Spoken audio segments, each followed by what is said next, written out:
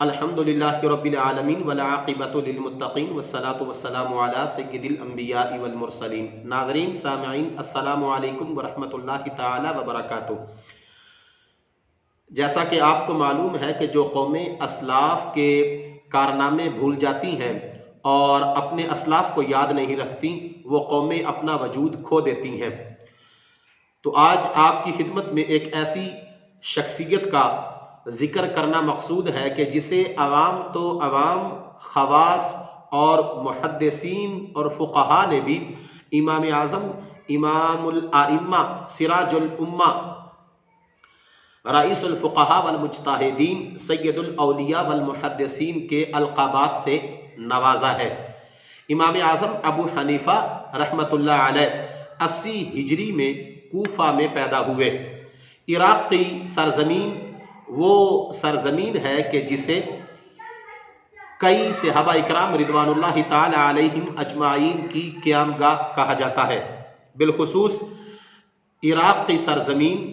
وہ سرزمین ہے کہ جسے 70 سے زائد بدری صحابہ اکرام رضوان اللہ تعالی علیہم اجمعین اور بیت رضوان میں شمولیت فرمانے والے 300 سے زائد صحابہ اکرام رضوان اللہ تعالی علیہم اجمعین کی قیام گاہ کہا جاتا ہے۔ اسی بدولت کوفہ کی سرزمین کو علم و عرفان کا مرکز بھی کہا جاتا ہے۔ اس لیے کوفہ کی سرزمین کو کنز الایمان اور قبۃ الاسلام کے نام سے یاد کیا جاتا ہے۔ امام اعظم ابو حنیفہ رحمۃ اللہ علیہ کا نام مبارک نعمان بن ثابت رحمۃ اللہ علیہ ہے۔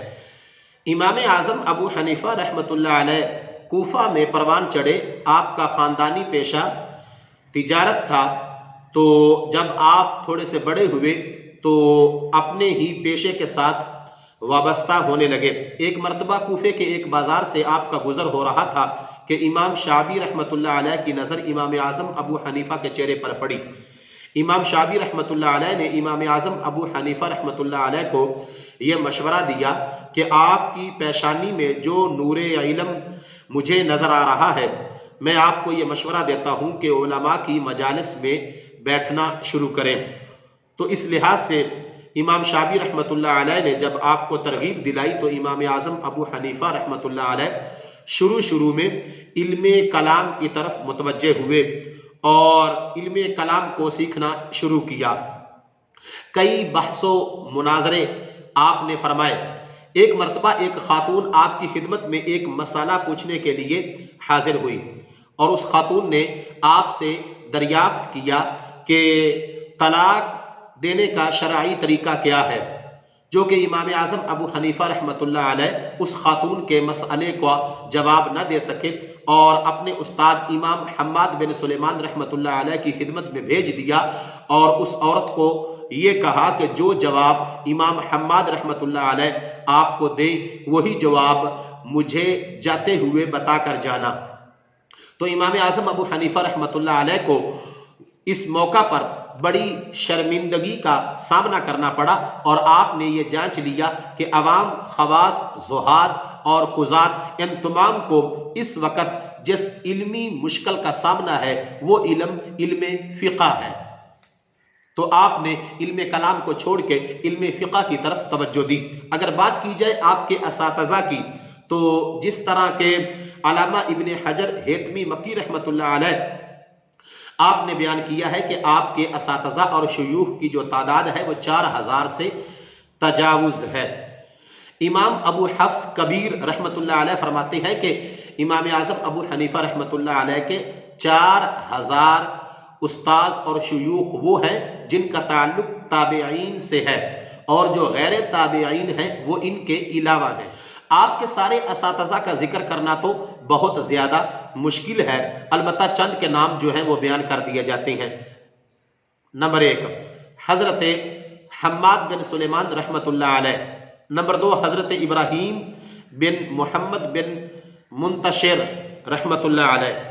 حضرت اسماعیل بن عبد المالک رحمۃ اللہ علیہ۔ حضرت ابو ہند حارث بن عبد الرحمن حمدانی رحمۃ اللہ علیہ۔ حضرت حسن بن عبید اللہ رحمۃ اللہ علیہ ورضی اللہ تعالی عنہ آپ کے اساتذہ اور شیوخ میں قابل ذکر ہے۔ آپ کے استاد گرامی حضرت حماد بن سلیمان رحمۃ اللہ علیہ کا جب وصال ہو گیا تو ان کی مسند تدریس پہ ان کے بیٹے متمکن ہوئے، لیکن وہ لوگوں کو تسلی اور تشفی نہ کروا سکے۔ تو عوام و خواص نے حضرت امام اعظم ابو حنیفہ رحمۃ اللہ علیہ کی بارگاہ میں یہ گزارش کی کہ آپ اپنے استاد کی مسند تدریس کو سنبھالیں۔ امام اعظم ابو حنیفہ رحمۃ اللہ علیہ نے یہ کہہ کر اپنے استاد کی مسند تدریس کو سنبھالا کہ میں نہیں چاہتا کہ علم جو ہے وہ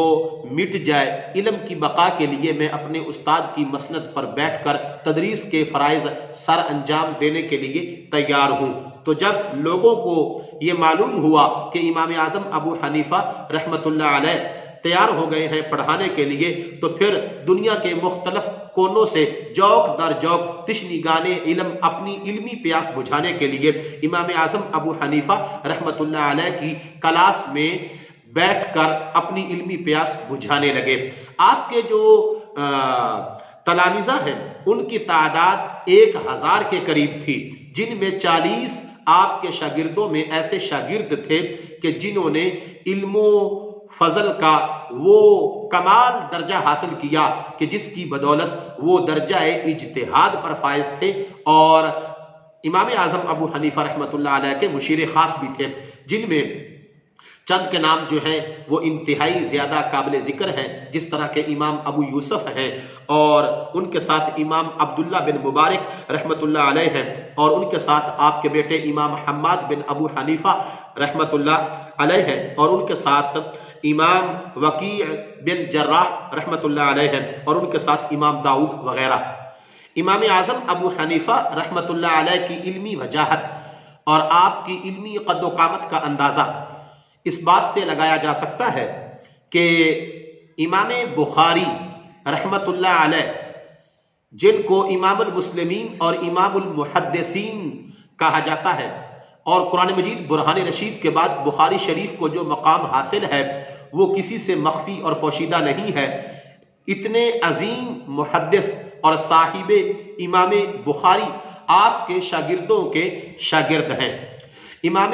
اعظم ابو حنیفہ رحمۃ اللہ علیہ کی علمی قد و قامت کا معترف عوام تو عوام، خواص کے اندر بھی ایک بہت بڑا طبقہ آپ کی علمی قد و قامت کا معترف ہے، جیسا کہ امام شافعی رحمۃ اللہ علیہ فرماتے ہیں کہ امام اعظم ابو حنیفہ رحمۃ اللہ علیہ ان کا جو علم ہے پوری کی پوری دنیا ان کے علم کی محتاج ہے۔ حضرت ابو ہریرہ رضی اللہ تعالی عنہ روایت کرتے ہیں کہ سید عالم نور مجسم شفیع معظم صلی اللہ علیہ وآلہ وسلم نے ارشاد فرمایا، اور یہ آقا کریم صلی اللہ علیہ وآلہ وسلم کا فرمان عالی شان ترمذی شریف کے اندر بھی موجود ہے، اور امام ابو نعیم کی کتاب حلیۃ الاولیاء کے اندر بھی موجود ہے، صحیح ابن حبان کے اندر بھی موجود ہے۔ امام ابن حبان اس کو روایت کر کے لے کے آئے کہ حضرت ابو ہریرہ رضی اللہ تعالی عنہ بیان کرتے ہیں کہ آقا کریم صلی اللہ علیہ وآلہ وسلم نے ایک موقع پہ قرآن مجید برہان رشید کی ایک آیت مبارکہ کی وضاحت فرماتے ہوئے ارشاد فرمایا، لو کان الایمان منوطا بالثریا لتناولہ رجال من فارس، کہ اگر ایمان ثریا کی بلندیوں پر پہنچ جائے تو فارس کے کچھ لوگوں میں سے کچھ لوگ جو ہیں وہ وہاں تک بھی پہنچ جائیں گے۔ امام جلال الدین سیوطی شافعی رحمۃ اللہ علیہ جو کہ بہت بڑے امام ہیں 9ویں صدی ہجری کے، انہوں نے اور پھر دیگر محدثین نے اس حدیث کے مصداق اگر کسی شخصیت کو ٹھہرایا ہے تو وہ شخصیت امام اعظم ابو حنیفہ رحمۃ اللہ علیہ کی ہے، اور ان کے علاوہ بھی کثیر تعداد میں اجلہ محدثین نے اور امام سیوطی رحمۃ اللہ علیہ نے اس طرح کی روایات کو جمع کر کے ان سے جو نتیجہ اخذ کیا کہ فرمان عالی شان جو آقا کریم صلی اللہ علیہ وآلہ وسلم کا ہے اس کی مصداق کون سی شخصیت بنتی ہے فارس والوں میں سے، تو وہ ایک ہی ذات ہے جن کو امام اعظم ابو حنیفہ رحمۃ اللہ علیہ کہا جاتا ہے۔ امام اعظم ابو حنیفہ رحمۃ اللہ علیہ کسی مسئلے پر جب تحقیق فرماتے اور اجتہاد کرتے اور جو آپ کا طریقہ کار تھا کسی بھی مسئلے کا حل نکالتے وقت، تو اس کو خود وہ بیان فرماتے ہیں، امام اعظم ابو حنیفہ رحمۃ اللہ علیہ فرماتے ہیں کہ جب بھی مجھے کوئی مسئلہ درپیش ہوتا ہے تو میں قرآن مجید برہان رشید کی طرف رجوع کرتا ہوں، اور جب میں قرآن مجید برہان رشید سے ایک مسئلے کو اخذ نہ کر پاؤں تو پھر میں حدیث مصطفیٰ صلی اللہ علیہ وآلہ وسلم کی طرف رجوع کرتا ہوں، اور اگر وہاں سے بھی مجھے مسئلہ جو ہے وہ اخذ نہ کر پاؤں تو صحابہ اکرام رضوان اللہ تعالی علیہم اجمعین کے اقوال کی طرف اور ان کی زندگی کی طرف رجوع کرتا ہوں، اور اگر صحابہ اکرام رضوان اللہ تعالی علیہم اجمعین کے اقوال مبارک سے بھی مسئلہ کو اخذ نہ کر سکوں تو پھر آخر میں جو ہے وہ اجتہاد کرتا ہوں، جیسا کہ ابن سیرین کرتے تھے اور امام شافعی کرتے تھے، اور جیسا کہ دوسرے جو آپ کے اہل زمانہ مجتہدین تھے وہ کرتے تھے۔ امام اعظم ابو حنیفہ رحمۃ اللہ علیہ، ان کو جو رب ذوالجلال نے خصوصیات اور جو علمی قد و قامت اور جو فصاحت و بلاغت اور آپ کو جو حدیث کا علم عطا فرمایا، اس کی کوئی مثال نہیں۔ یاد رکھیں امام اعظم ابو حنیفہ رحمۃ اللہ علیہ صرف فقہ کے ہی امام نہیں تھے، بلکہ آپ بیک وقت جس طرح فقہ میں اپنا ایک ممتاز اور بلند مقام رکھتے تھے، حدیث کے اندر بھی آپ کو بہت بڑا رتبہ اور کمال درجہ حاصل تھا، اس لیے آپ امام الفقہاء بھی کہلاتے ہیں اور امام المحدثین بھی کہلاتے ہیں۔ علم حدیث کی اگر بات کی جائے تو امام اعظم ابو حنیفہ رحمۃ اللہ علیہ نے بہت جگہوں کا سفر کیا حدیث کے علم کو حاصل کرنے کے لیے، جن میں سے 3 جگہیں انتہائی زیادہ اہم ہیں۔ نمبر 1 تو کوفہ ہی ہے کہ جو علم و عرفان کا مرکز تھا اور جس کو کنز الایمان اور قوت الاسلام کے نام سے یاد کیا جاتا تھا، اور دوسرے نمبر پہ حجاز مقدس کہ مکہ شریف اور مدینہ شریف کے آپ نے کئی سفر کیے علم حدیث کو حاصل کرنے کے لیے،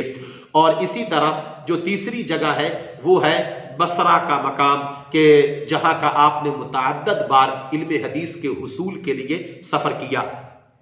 امام اعظم ابو حنیفہ رحمۃ اللہ علیہ 150 ہجری میں آپ کا بغداد شریف میں وصال ہوا، اور آپ کا جب جنازہ پڑھا گیا تو پہلی مرتبہ لگ بھگ 50,000 کے قریب لوگوں نے آپ کی نماز جنازہ ادا فرمائی، اور آپ کا نماز جنازہ 1 نہیں 2 نہیں 3 نہیں بلکہ 6 مرتبہ امام اعظم ابو حنیفہ رحمۃ اللہ علیہ کا نماز جنازہ پڑھا گیا۔ یہ تھی مختصر سی بایوگرافی اور مختصر سی جو ہے وہ آپ کا تعارف۔ دعا ہے کہ خالق کائنات ان اکابرین کی خدمات کو اور ان کے کارناموں کو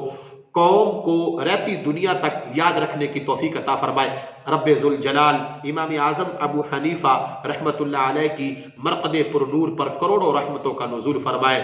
آمین۔ وآخر دعوایا ان الحمد للہ رب العالمین۔